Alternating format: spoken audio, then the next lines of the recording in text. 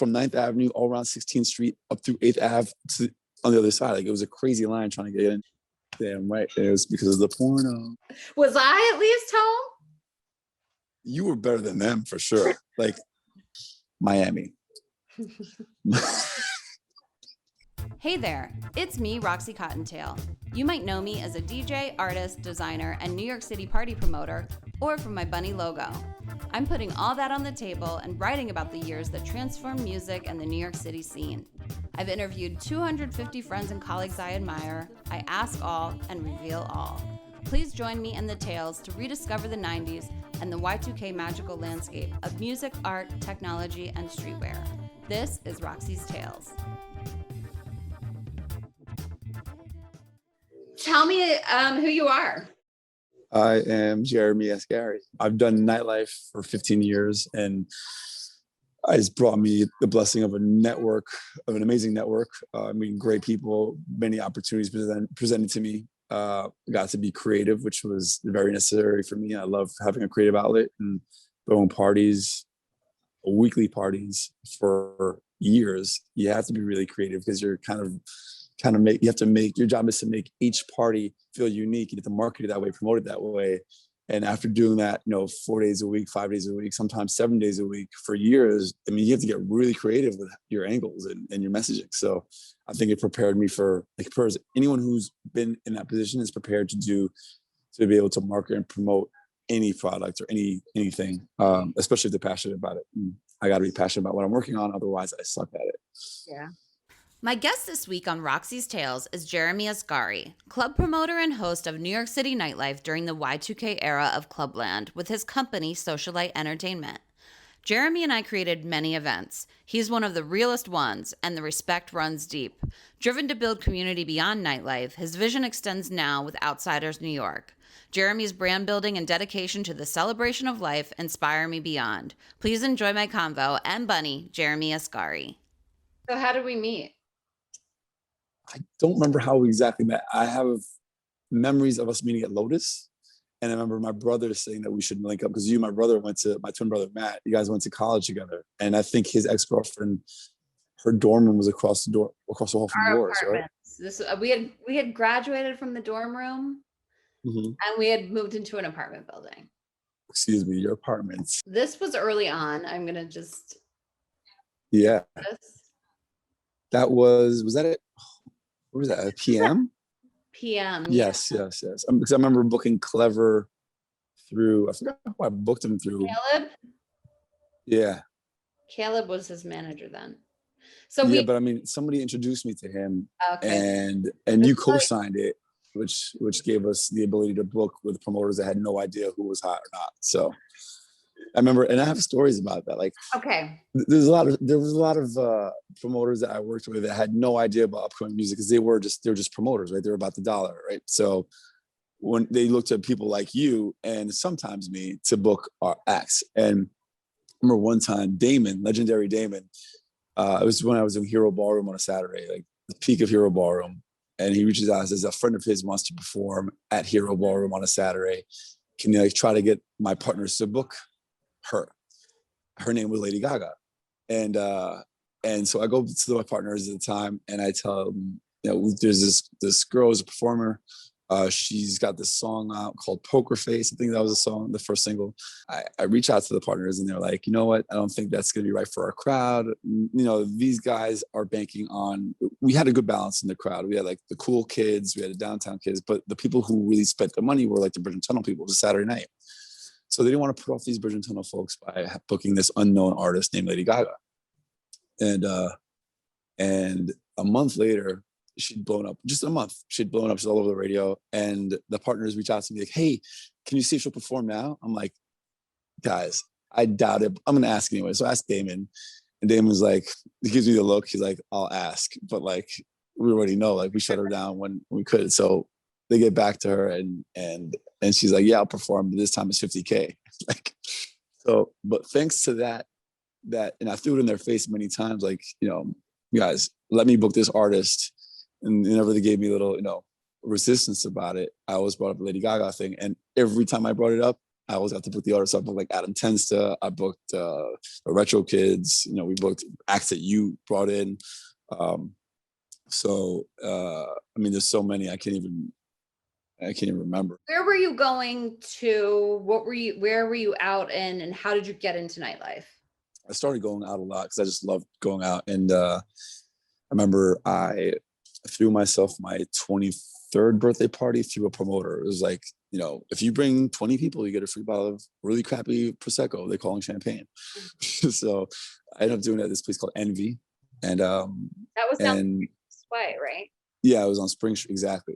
Yeah. And now the building's not even there. They knocked down the building. But to go there, and it's my first time like promoting a party, but it's like my birthday party. So I invited a bunch of friends, like 80 to 100 people I invited, and like I think 40 showed up, maybe a little over 40. And my brother at the time was doing flyers for my friend Damien. And after the party, my friend Damien called my house. I had a cell phone, but we still had a landline. And everyone was calling the landline first. And he calls to speak to my brother about designing a flyer for the new party he was throwing. And my brother was busy, so I'm on the phone. He's like, by the way, how'd your birthday party go? I was like, I'm a little disappointed. You know, I invited like 80 people and like 40 showed up, or 100 people, 40 showed up. He's like, are you kidding me? I was like, yeah, it sucks. He goes, no, that's amazing. That's the 40% return, like 40% people showed up. He's like, that's great. I was like, I'm calling your brother to design a flyer for a new party I'm doing. Would you want to promote it? I was like, what does that mean? what I don't know what that means. He's like, well, put it this way. We're charging $5 at the door for, I think $5 at the door for guest list, $10 no guest list. And we'll give you $3, or maybe it was $2 or $3 per person who pays. And I was like, so just like invite my friends and get paid a couple bucks for them to get in for super cheap. I was like, yeah, I'm like sold. So we had like DJ Emski. We had a bunch of DJs that were like backpacker DJs on the first floor, like backpack hip hop DJs. I wouldn't consider them backpack, I guess, but you know, their style was that. And then downstairs, it was like more soulful house. Like we had congas down there along with the DJs. A lot of DJs' names who were pretty successful. I just can't remember off the top of my head. What year is this? This is 2002. Okay. So I remember the first night, I just called a bunch of friends and texted people throughout the week saying I was doing this party. And I actually was the one that brought the most people. That first time ever doing it. And it was great. We did that party every Friday night for that summer. It was the summer before my senior year of college. I did that for the next few months from like June or July till like October. And then school started up again. And I was also personal training in the mornings from 5 a.m. to 9 a.m. twice a week or 3 times a week. Because it was the only job that allowed me the hours to play basketball in college. I played basketball at Hunter. Mm-hmm. And that was very demanding hours, obviously, because you were playing college sports. So the party kind of fizzled out in October, and I was personal training and playing college ball. And I had a basketball game the same day we had a staff meeting for the gym. And I wasn't going to miss a college basketball game for a staff meeting, so I didn't go. Normally they understood, but this time they fired me. So I was like, let me give this promoting thing a try, because I had tried and thought about it since we stopped promoting. And I called a bunch of venues. I remember Moonlighting Lounge on 84th in Amsterdam was like, yeah, sure, we just do it. Like, I just want to run my own list and charge a guest list like $5. I was so nervous no one would show up that I did my own cashier. And by midnight, I told them I had like 50 people. I expected 50 people. By midnight, I think I had 150 people show up. I'm sorry to charge $10 now. I wrap up the register at like 1:30 and hang out with everybody. And I end up making like 7 times or 5 times as much that one night that I would in a whole month, waking up at 4:30 in the morning and go personal train. But from there, I did that. And then I got internship at Crowbar, where I met like Bill Ophir, all those, I mean, everybody in Nightlife I met. Like, it was a crash course in Nightlife really quick. I interned in their marketing department. And they knew I was a promoter, and I had built an email database for myself already. So from there, it was like, I saved up enough money to go travel Europe for a month, after a year of working from parties and interning. And I went to Europe for a month, and I got back, and I was like, all right, I can't find a job. I'm really good at this Nightlife thing. What am I going to do? I'm going to dive right into Nightlife. And I went in full time. So that's when I consider my official start in Nightlife, when it was like, I was 25 and went into full time, like, all right, this is what I'm doing. And the rest is history. we had probably crossed paths, I would say around like 2005. Yeah, that's when I started doing the parties like with Bill. Well, I started doing parties with these other guys.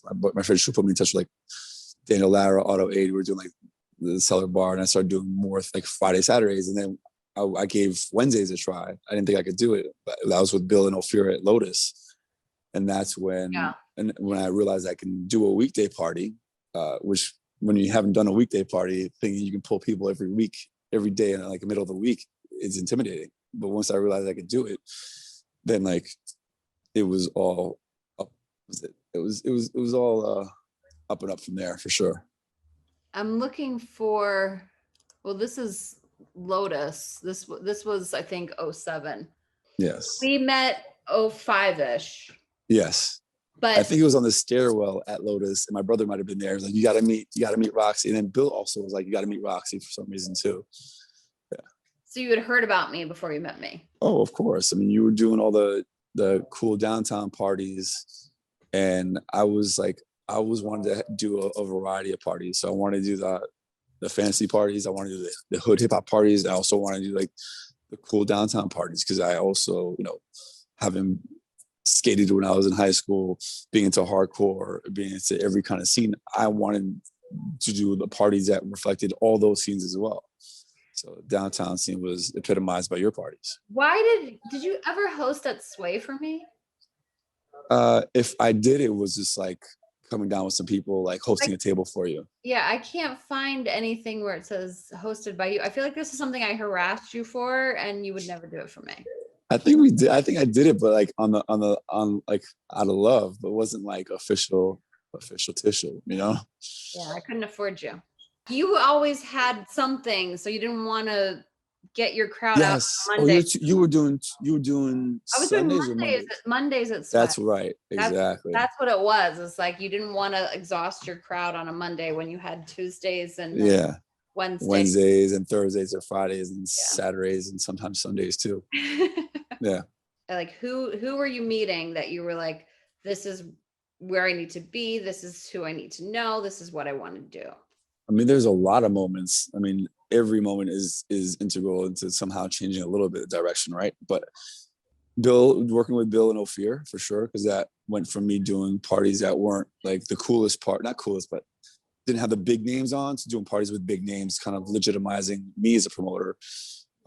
Big DJs, big performances, big hosts, big venues. AM was playing at Lotus. AM, D Nice. Actually, I met D Nice at Opus 22 when he was trying to get into DJing, because I was doing a Sunday party with Evil D and Mr. Walt, and they would have all these old school guys I was a huge fan of, and Eddie Lee was the owner, who's still a good friend of mine. Working with MySpace back. That's how far back it was. MySpace was working with promoters in New York and doing like the China Club and doing these places that were terrible, not getting any promo behind them. So they were doing like free shows like the Clips. No one was showing up. And somebody, Eric Solar from Eric and Luck, put me in touch. It's like, listen, Jeremy's working with Hero Ballroom. He's who you need to work with, because he'll find you venues and he'll do promotion. So first artist, I believe, was Ghostface. Was it Ghostface? I think if it wasn't Ghostface, no, it was T-Pain. We did T-Pain's free MySpace show, and I had Hero Ballroom, and I booked Hero Ballroom, and I asked them if I could bring a couple people, and they were like, cool, and it was pretty busy. They loved what we did, so then the next one was Ghostface, and I asked if I can book the upcoming artists, the supporting artists, and if I could promote it. And they were like, absolutely. So it went so well that the Clips one, we booked the Clips over there. We did a tour of Hero Ballroom with a label, and Hero was huge, and they had the upstairs lounge, and they were giving a tour of the main floor, and they're like, maybe we should just do the lounge. So when we did Webster Hall, it was empty, no one showed up. It's probably safer if we just do the lounge. I'm like, no, we'll do the whole place. They were like, I'll pack out this place. It's like, if you can pack this place out, we want a meeting with you. And I was like, bet. So there's literally a line around all of, like, from 9th Avenue all around 16th Street up through 8th Ave to on the other side. Like, it was a crazy line trying to get in. This was like a CMJ event, and I booked Adam Tensta, They booked Donis, Jasmine Solano, and I think DJ Wonder was DJing.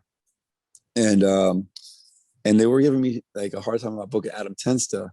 And then literally the week of the event, or week before the event, Adam Tensta stopped by their MySpace office in LA with QD3, Quincy Jones's son, and he co-signed him. They're like, oh, we met him. He's so great.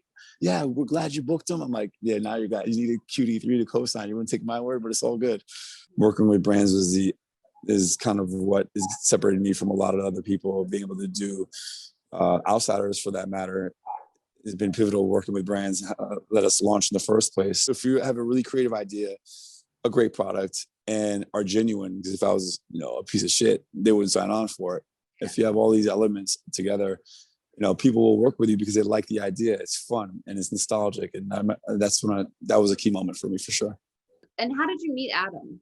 From the Sway, your party.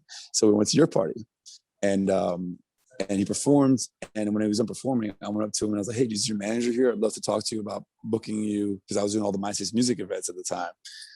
And he pointed out his manager Babak at the time, and it was also Persian like me. And it was funny, now he's like family to me. Like we call each other cousins. Like he's actually his family knows my family. Like it's crazy, and it's because of that interaction. Crazy. And he's actually the one that helped me. He's my partner. We launched Outsiders in Stockholm this past weekend. So now we have a chapter in Stockholm, and he's running it for me. He's been integral in building the systems in New York too. Well, anyway, so I met Adam that night at your party, thanks to you, and it's changed my life. So how many times have we worked together? Do you know? I didn't count, but a lot more than we have flyers for sure. And the ones that really stand out for me, we did like the Pepsi thing in Brooklyn, which was awesome. That Williamsburg Pepsi thing with, yes, that's the one. Exactly. You already knew. It was Drama, Diplo, you, Ellie Escobar, Pebbles, Maluka. Oof. Yeah. This is amazing. Great parties. So that one really stood out because it was like curated, such a diverse group of people. And also, it was, these are early ones too. These, I think your brother did these flyers for. This was an Imperial. Yeah, he's gonna hate that we say that he did those because they're terrible now. Why? I love these flyers. Yeah, they're nostalgic, of course, but I think like his work now, he'd look at it and be like, "Don't show that." But yeah, yeah, the Fat Shoes Black Friday. This, I was like, we need to do the Fat Shoes Black Friday. This is genius. This was my pitch. Yeah, and they fucking did it. Yeah. Crazy. It's amazing. No. You remember this? Yeah, I do. That wasn't this like it was also there's a story about this night where there was a girl that was, because I hosted that with you, I believe. You did. And there was a girl that was there with a friend who left because she felt she was offended by the porn on the video on TVs. It's like, this is obscene. I'm leaving. And I'm like, what? You're in Nightlife. Like, bye. If you noticed, then you noticed and you left if you're offended. If you did notice and you were cool, you stayed. But there was that subliminal sexual vibe for sure. Vibe that just took this party onto another fucking level. Yeah. And I won the Red Bull contest. Damn right. It was because of the porno. I mean, it was a lot of things. There was a lot of pop-up performances and amazing hosts like Jeremy from Socialight, and there was a lot of puzzle pieces that came into play. There was like a pillow fight on stage. Mm-hmm. There was feathers everywhere. Do you not remember this? Yes, I remember that vaguely. Yeah. Yeah, but it was amazing because it was you, Legendary Damon, the Night Wives, the Fancy Club, which were like the gays, and then me and my girls, and then I had Claw painting the whole place, and then I had Bronx from last night's party shooting everything, while Nicole from Nina Sky, Blue Gems, Dances with White Girls, and Vito Funner DJing, and then I had all these little pop-up performances, Hollywood Holt, Team Facelift, Broder, The Clench. I mean, it did. Yeah. It was all hands on deck. So it was great. Of course you won. You deserve to win. Thank you. When you travel to another place and you see the friends that from your town in that other place, is something special about that. Miami. Are you talking about Hey Girl Hey?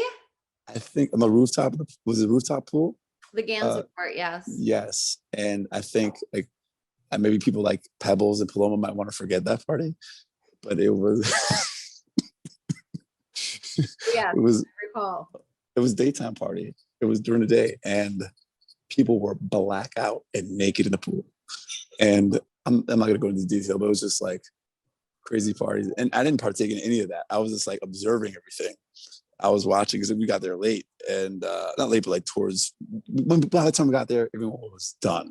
I mean, we left with you guys, and I think one of the people in your crew, who I'm not going to name the names, walked down the lobby, maybe not naked, but topless. I walked through this South Beach streets topless, and no cares in the world.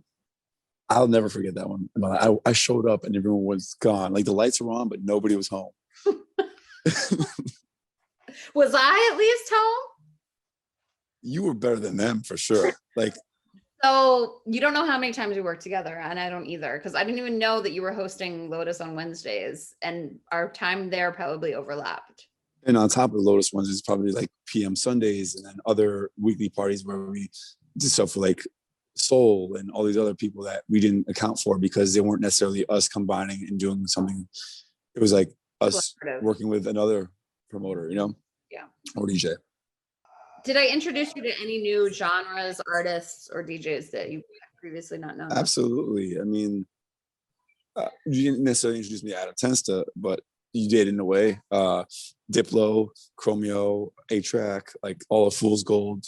Were there any other artists, brands? Like what was influencing you at this time?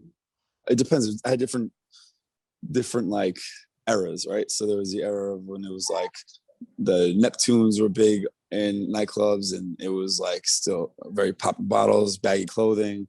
Then as clothing got a little more fitted and electro era began, like I really loved the indie pop electro scene. Like that music to me was great because it wasn't mainstream culture. And anytime you found a new artist, you felt like you got in on like a hidden gem, and you got to claim, I found this artist, and it's a good feeling. And not only that, but you get to put people onto the music or even onto the artist if you got to meet them. Because some of these artists that got like, people like Ellie Escobar was a great example. Ellie was spinning all the open format parties back when, like, on the flyer, it'd be like Ellie Escobar and playing hip hop, and they list what he's playing on the flyer. But then he came into his own in the electro scene and indie pop and whatever genres you want to call it. But and then he has Tiki Disco. So like the era definitely switched paths for certain people, or actually got them to advance with more niche kind of parties, Do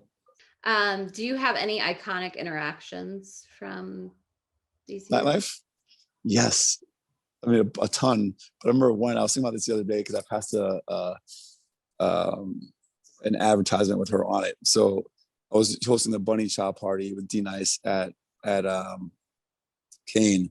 And this guy's, my friend Dwayne, he's there. He's like, yeah, I want you to meet my friends. He's a really cool guy. But I remember him like being talkative, talking a lot. Sorry, Dwayne, if you watch this, apologize. But like once in a while, I'd be like talking to people, he'd like interject and like try to interrupt and bring me to, talk to me. And, it happens a lot when you're hosting a party. And you have to learn, actually naturally end up tuning some people out sometimes. People don't bug me. I want you to meet my friends. I want to meet my friends. I'm like, okay, I always want to give everyone their attention due because they make the point of coming to your party. So you want to give them, you're appreciating. So you want to give them time as well. So he drags me over. I'm like, who's he going to introduce me to? And I'm walking and looking at him. He's like, this is my friend, Salita and Adriana. I'm like, what? I look up and it's Salita E. Banks and Adriana Lima. And Adriana Lima's shaking my hand. She's like, hi, what's your name? I'm like, hi. She's like, what's your name? I'm like, oh, I'm Jeremy. And I look at him like, what? He's best friends with Salita. And so that was an interesting moment. But there's tons of moments. Like I met Jerome Lamar when we hosted the Baby Fat party with Kimora Lee Simmons at Lotus. I became friends with like Lamorne Morris from New Girl. Like he's a friend of mine now. He's actually supposed to be, he was kind of almost my roommate once as well. Really? Yeah. Also Anthony Mackie. Me and Anthony, like I met him because I was hanging out with my friend Jess and started talking to my friend Jess. And then like he saw what sneakers I was wearing and he was a big sneakerhead back then. So we started talking and end up, me and him went to, was it SneakerCon or Sneakerheads or whatever the sneaker convention was? Sneaker Pimps, yeah. We went to Sneaker Pimps together and I haven't spoken to him in a couple of years, but like these people that like are, you know, regarded as celebrities or well known, and kind of like you met a lot of people like all these people who were in music that were, I don't want to say nobody's, obviously you're always somebody, but like weren't well known back then, who became well known, and you met them from the beginning. Like you brought Diplo to the party at Griffin, or was it? I think it was Griffin at the time, and no one really knew who he was. We have photos. I still have photos from that night. Yeah. So how do you think that period impacted now? This is like 20 years later. I mean, for me, it allowed me to develop like my strongest portion of, I guess, my skills, or my value as an entrepreneur is my network. If it wasn't for throwing parties, like, I mean, everyone comes to New York. Everyone wants to party in New York. The one thing I've been OCD about is organizing my contacts. So I have over 8,000 phone numbers in my phone, 8,000 contacts, I should say. And I organize them thanks to Mike Robbins from Miami, from Empire Events. He gave me a great piece of advice years ago. And he said, be meticulous with your contact organization, create groups. So I was like, I have groups, personal, business. Like, no, get specific. So I basically started early on organizing my groups into like location, industry, like any sort of subcategories I can. And I have over 160 groups in my phone to organize my 8,000 contacts. So if somebody needs a DJ in Stockholm, I know, select DJ, select Stockholm, and it comes up. So I can refine my searches really quickly instead of thinking like, who do I know? I am my own resource because of that. I revisit a lot of old memories, and there's so many. Yeah. DJ Magnum, actually, I have another great memory. DJ Magnum, who I met his original booking agent in Miami. We were sitting next to each other. Me and my friends actually bought a table. It was stupid. And then we're sitting next to this French promoter chick, and ended up her boyfriend was DJ Magnum's booker at the time, really early on. He put me in touch. He's like, my DJ's coming to New York. Can you book him? So I booked him at PM through Unique, I think. And he got like this crappy little slot, but he killed it. And Unique loved it. And Unique booked him for a bunch of other gigs. And he started blowing up. Magnum is like Puffy and Jay-Z and Kanye's DJ. He actually produced a track on Watch the Throne. But I remember you wanted to book him at your birthday, and you're like, it's at my place. I'd never seen your place before. And I told Magnum, I told him your accolades. I told him like she's dope. She discovered, Diplo, H-Track, all these people. Like, you should DJ a birthday party. Cool. So he goes to DJ a birthday party. I show up late after my party, and I show up. I look at him. It's in your apartment. He looks at me like this. I was like, oh, I imagine the party was gonna be like this big loft. No, it was in your tiny apartment, which is awesome. And at like 5 a.m. Exactly. It was amazing. And he was upset because like he didn't imagine that, because he imagined like someone with your kind of accolades would be this really fancy, crazy thing.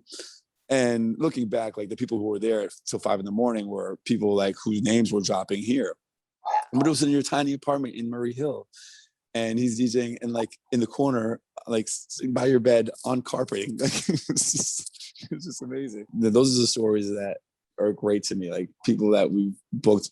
I love it. Like people who were coming up who were super talented and no one was given an opportunity to, that we saw their abilities and recognition. We gave them recognition and we put them on and they just blew up from there. And it's credit to them, because we put plenty of people on that kind of like fizzled on, didn't like live up to all their hype, but these people did. And I love these stories looking back at it. Good times. Yeah, great times. I think I'd love to do this more with all those stories and the years involved. And it can go down a rabbit hole, of course. Thanks for hopping by. That's it for this week. Don't forget to subscribe, like, share, comment, and stalk. Bounce, little kitty.